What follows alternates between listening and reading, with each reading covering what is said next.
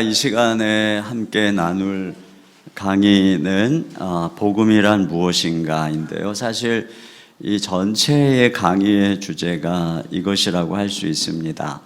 여러분이 이제 강의를 들을 때 염두에 둬야 될 게 뭐냐면은 이제 우리가 이 복음을 얘기하는 바운더리예요. 그것은 뭐 우리는 복음이란 무엇인가라고 하는 책을 쓴 분만 해도 뭐 많이 기억하고 있어요. 그리고 그분들마다 복음을 특별한 어떤 시각을 가지고 얘기를 하는데 우리는 팀 켈러의 복음을 중심으로 그 바운더리 속에서 얘기를 하는 것입니다. 물론 뭐 그대로 그냥 뭐 책 읽듯이 하는 것이 아니라 그러한 구조 속에서 이제 우리가 어떻게 이것을 목회에 적용할 것인가 하는 부분이고요. 또 한 가지는 이 모든 강의가 연속선상에 있다는 거예요. 전체 이제 이번 세션을 기획한 것이 이제 제가 담당이어서 제가 기획을 해 상당히 강의가 촘촘하게 짜여져 있습니다. 그래서 복음이라고 하는 그 파트에 센터 처치의 그 파트에 잘게 잘라서 그래서 이것들이 이렇게 퍼즐처럼 이어지도록 그렇게 되어 있어요. 그래서 이 앞에 강의와 뒤에 강의가 연결이 되면서 또 중복이 되기도 하고, 근데 중복이 되지만 점층 발전될 수 있도록 이렇게 이제 강의가 진행이 되는 것입니다. 그렇기 때문에 강의를 다 들어야 이게 그림이 그려진다는 것, 그것을 이해하시면 좋겠고요. 오늘 제가 말씀드리는 것은 그러한 그림을 그리는 큰 그림에 있어서의 뼈대, 이 축, 그것을 이제 팀 켈러의 복음, 이 특징들을 중심으로 좀 말씀을 나누려고 합니다.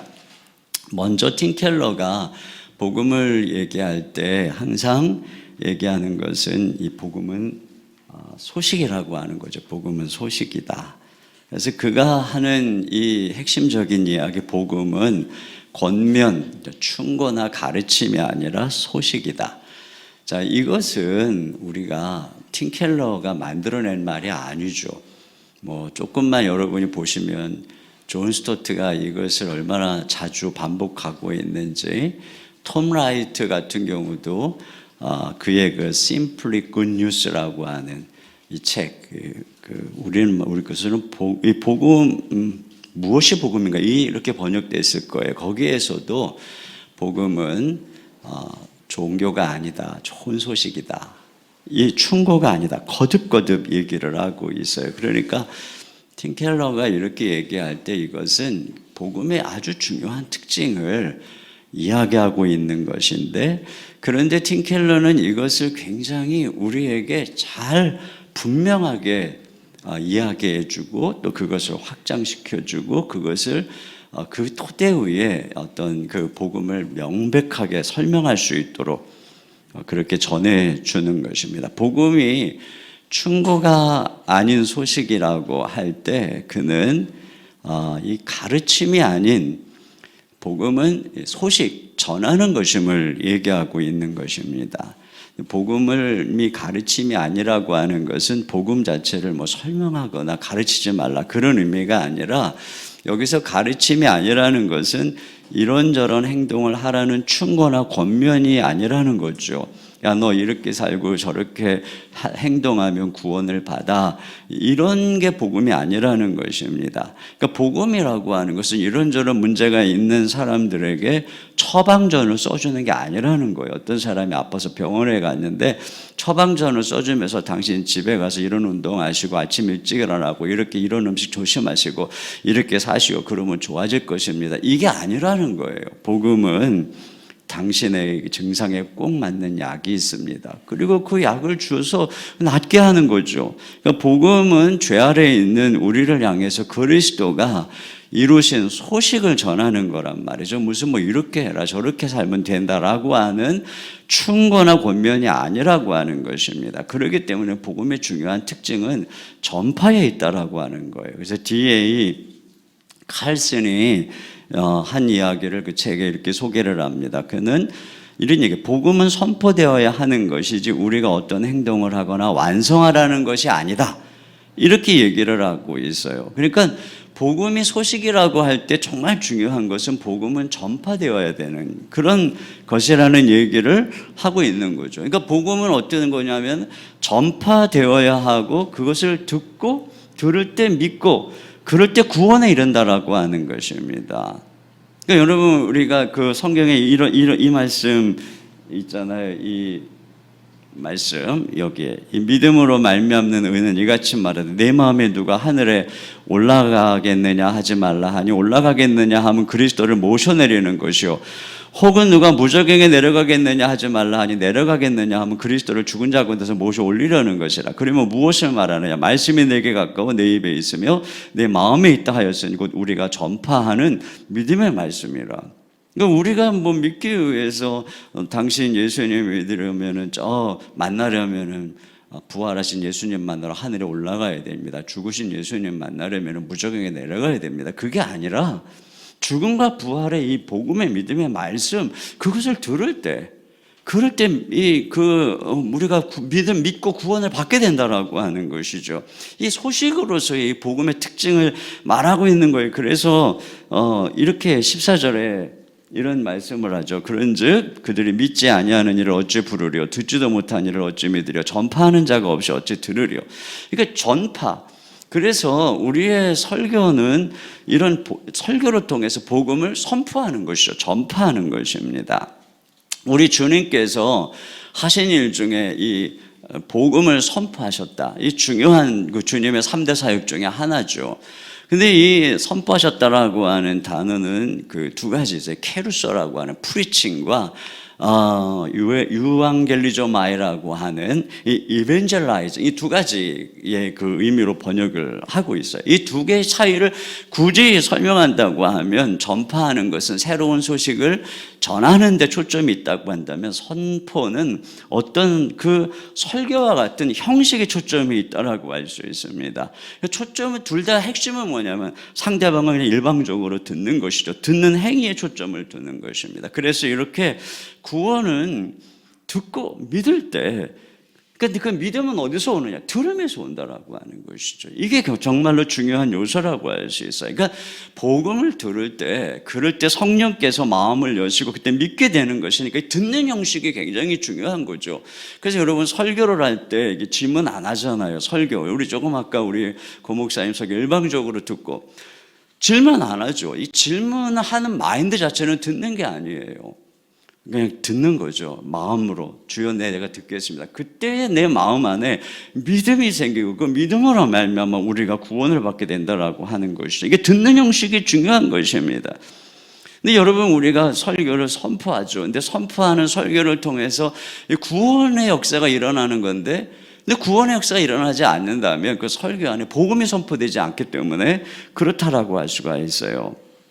근데 그런 면에서 말이죠. 우리들이 설교를 한다라고 하는 것은 어떤 면에서는 듣는 게 아닐 수 있어요. 그러니까 우리 목회자들에게 정말 약점이 뭐냐면 우리는 계속 말하는 거예요. 말하고 들으면서도 말할 생각을 하잖아요. 이거 어떻게 써먹을까? 이거 안 들어요. 그러니까 우리가 이게 굉장히 우리는 말씀을 묵상하면서도 듣는 게 아니에요. 이걸 어떻게 요리해서 전해줄까? 우리는 계속 말하고 있어요. 그러니까 목회자들은 계속 말하는데 듣지 않기 때문에 믿음이 없어요. 그러니까 성도들보다도 믿음이 없어요. 자기가 말하는 것도 자기가 안 믿어요. 왜 그럴까요? 우리가 듣지 않아서 믿음이 없는 거예요. 그런 면에서 정말 우리는 들어야 돼. 들을 때 믿음이 생긴단 말이죠. 그러기 때문에 전파하는 거예요. 선포하는 것이죠. 이게 복음이라고 하는 것입니다. 그 다음에 두 번째로 복음은 우리를 구원하는 기쁜 소식이다라고 하는 것입니다. 복음은 여기 우리를 구원하는 인간에 관한 소식이라고 하는 것이죠. 그러니까 1차적으로 이렇게 얘기할 때 이 초점은 우리 자신에게 있는 것이고 인간이 구원받아야 될 처지에 있다라고 하는 것이죠. 그런 면에서 복음이란 무엇인가라고 하는 질문은 먼저 인간은 누구인가라고 하는 질문, 물음을 요청하는 것입니다. 존 스토트는 이러한 그 복음에 대해서 쓰면서 이러한 부분에 대해서 인간은 존엄성과 부패성을 동시에 지닌 역설적인 존재다 이런 이야기를 했어요. 여러분 인간은 분명히 존엄성을 가지고 있죠. 저는 이 균형 있는 이해가 굉장히 중요하다고 생각을 해요. 자, 인간은 분명히 하나님의 형상으로 지어졌어요. 그러니까 동물하고는 다른 인간만의 뛰어난 부분이 있습니다. 그런데 인간은 동시에 타락했어요. 그러니까 부패했다는 것이죠. 그래서 인간은 병원도 짓고 학교도 짓고 교회도 만드는데 동시에 고문실, 강제 수용소, 핵무기도 만든다는 것입니다. 그래서 그거 이렇게 했어요. 인간은 고결하면서도 비열하고 합리적이면서도 불합리하고 도덕적이면서도 부도덕하고 하나님 같으면서도 짐승 같다. 근데 이게 이런 정의가 왜 중요하냐면 우리가 인간의 부패성을 얘기하면서 존엄성을 빼버린다는 건 굉장한 오해라고 할 수가 있어요. 화란의 법 철학자인 도예빌드는 이런 얘기를 했어요. 인간의 타락을 구조와 방향으로 설명을 했죠.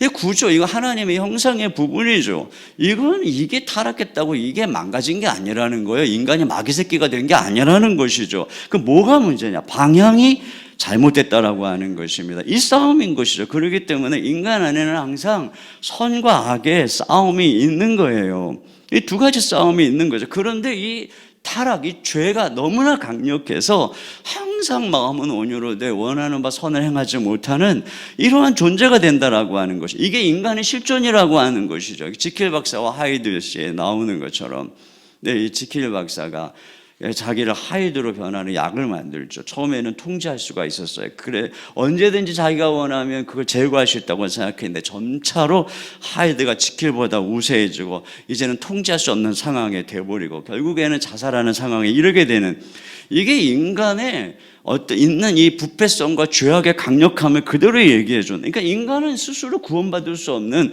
그런 존재라고 하는 것이죠. 로마서의 말씀의 구조가 바로 이런 것들을 우리에게 알려주는 것입니다. 이 로마서 말씀을 보면 1장에 인간이 죄인이다 라고 하는 거 나오잖아요.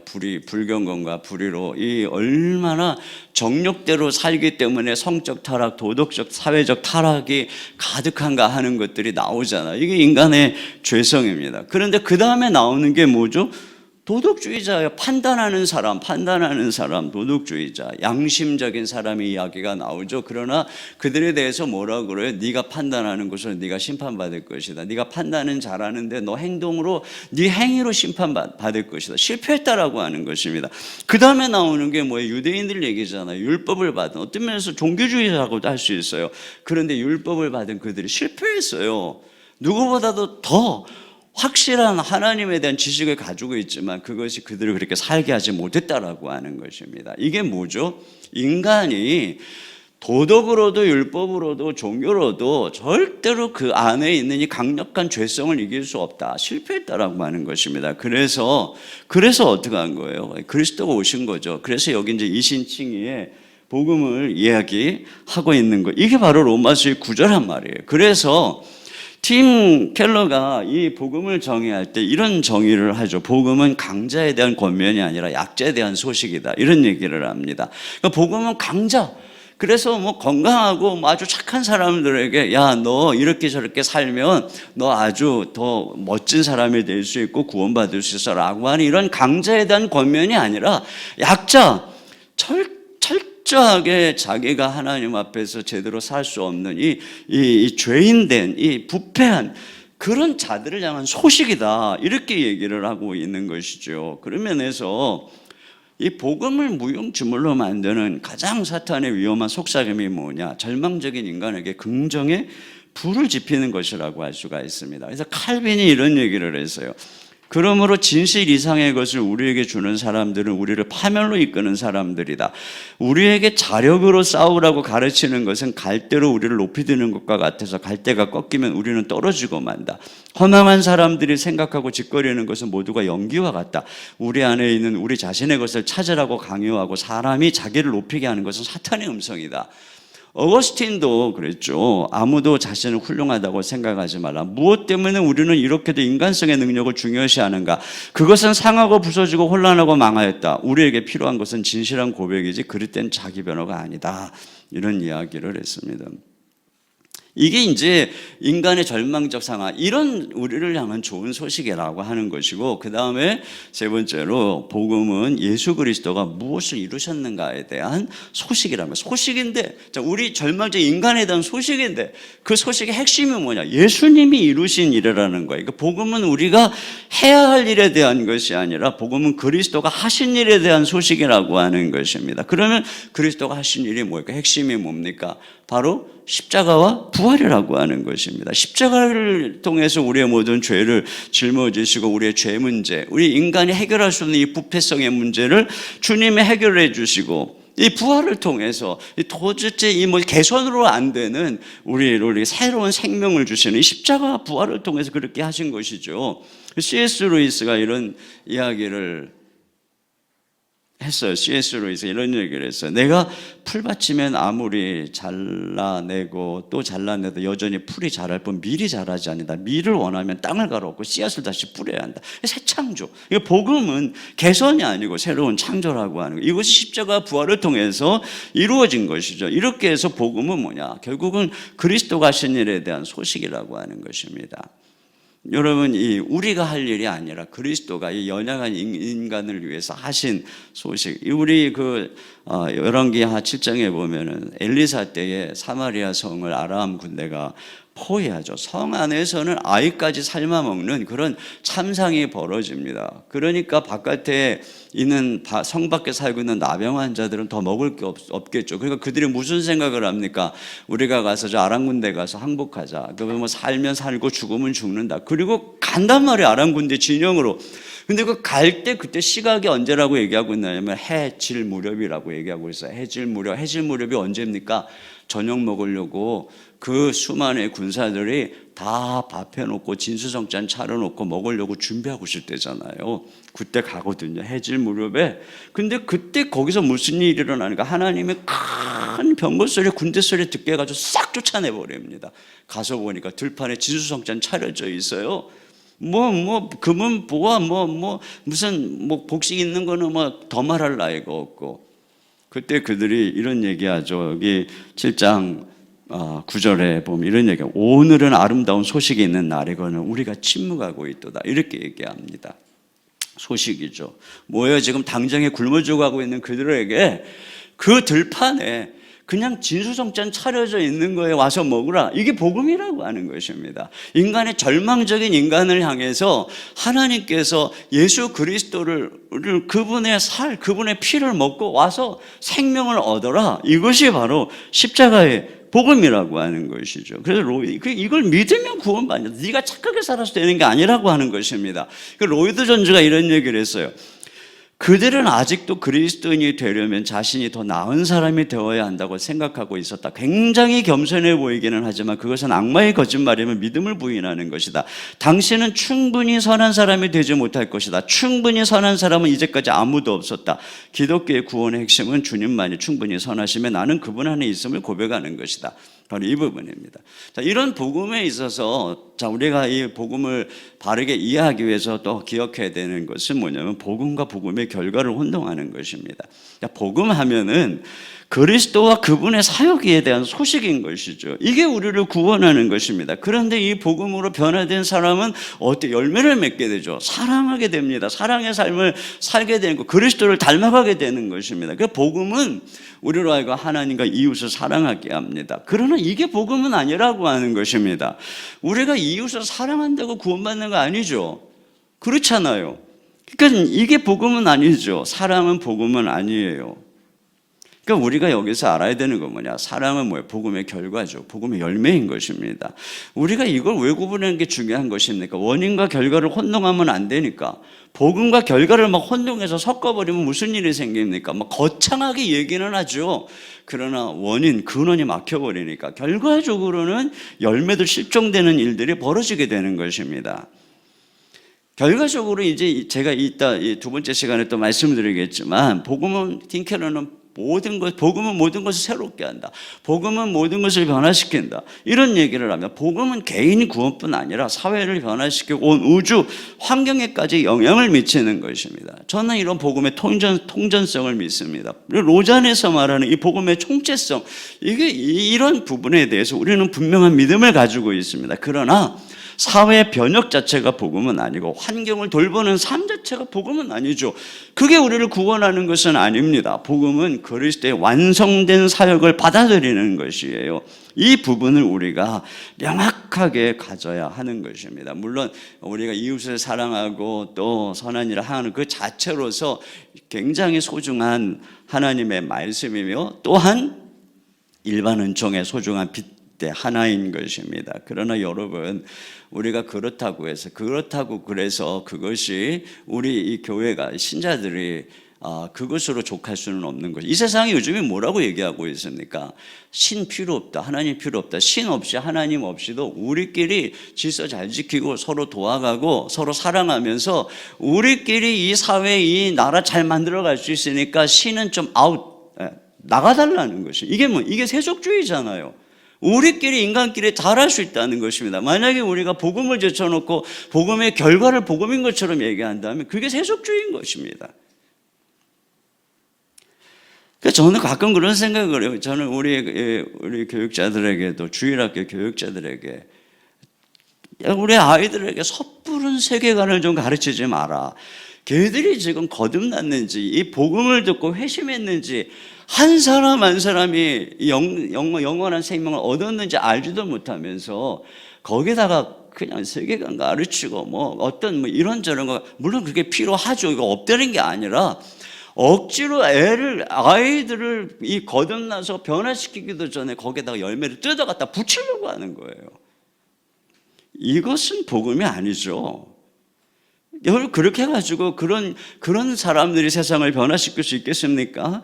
복음은 온 세상을 변화시키는 능력이 그 안에 다 있어요. 어제 시 얘기했잖아요.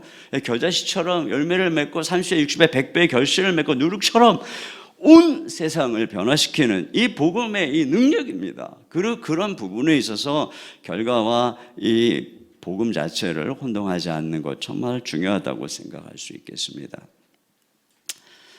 그 한 가지는 이제 종교와 비종교의 오류를 분별하고 피해야 하는 것이죠. 종교는 율법, 또 비종교는 도덕, 이 폐기론을 얘기한다고 할 수가 있겠는데, 이것은 이제 또 뒤에 다른 강의에서 또 이야기를 하게 될 것 같아요. 그래서 제가 지금 한 21분 정도 강의를 했어요. 근데 이제 뒤에 강의가 조금 더 길어질 것 같아가지고 여기서 여러분이 설교도 듣고 했기 때문에 여기서 제가 강의를 멈추고 여러분이 토의할 시간을 좀 드리도록 하겠습니다. 거기 제가 토론 질문을 적었어요. 조별로 이 시간에 같이 여기서 하시든지 또 자리를 이동하시든지 해서 이 강의 들은 부분에 이 질문들을 가지고 한번 함께 토론을 하고, 그리고 또 여러분에게 다시 이렇게 오시도록 이렇게 하겠습니다.